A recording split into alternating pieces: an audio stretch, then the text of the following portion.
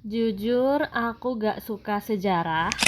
Udah ngebosenin, bikin ngantuk, hafalannya banyak lagi. Kayaknya gak mungkin seorang Izah bisa suka sejarah. Halo, aku Izah. Jujur, aku suka banget sejarah. Ini sebagian buku-buku sejarah yang aku punya. Dan ini yang ada di rak buku yang sejak kuliah nambah terus. Ini konten-konten yang aku buat dengan tema sejarah.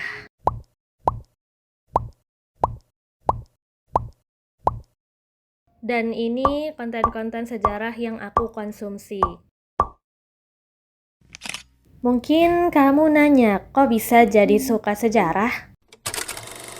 Gini teman-teman, dulu aku emang gak suka sejarah. Kalau ujian, aku ini hobinya jadi peserta remedial.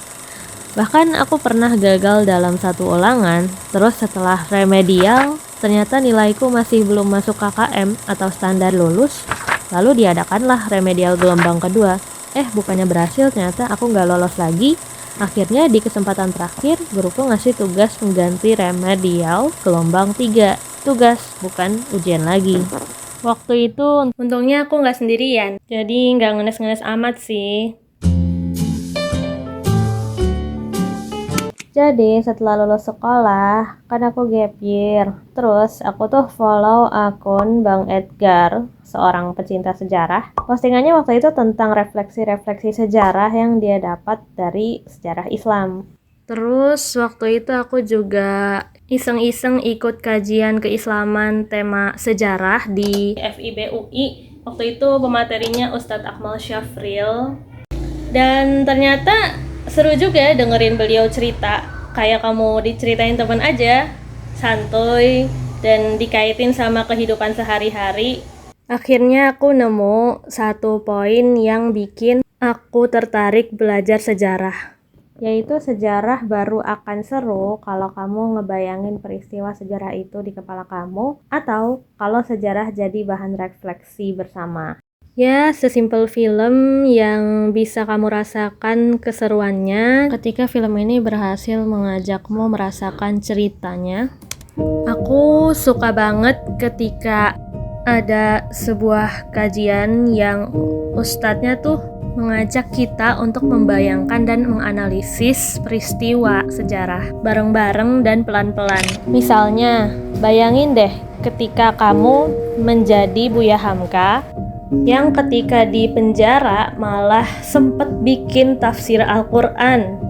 Atau bayangin jadi Cut Nyak-Din, ada salah satu pengikutnya yang benar-benar tidak bisa dimaafkan gitu karena berkhianat. Bayangin gitu ya perasaannya Cut Nyak-Din. Terus coba bayangin ketika kita hidup di zaman sebelum kemerdekaan. Belum ada internet, smartphone, dan lain sebagainya. Dan ketika aku merenung kembali, apa sih yang sebenarnya bikin aku benci sama sejarah pas zaman sekolah waktu itu? Ternyata aku gak suka ketika kita disuruh mempelajari kronologinya sebuah peristiwa, kemudian tahun-tahunnya beserta angka dan tokohnya yang juga banyak. Dan itu tuh data-data sekedar masuk di kepala, dan itu data yang hampa, tanpa kita rasakan, tanpa kita hayati, kita pahami benar-benar apa yang terjadi saat itu. Aku rasa ini juga jadi PR pendidikan di Indonesia, yang mana orang tua mungkin lebih memikirkan anaknya pintar matematika, padahal sejarah juga gak kalah penting.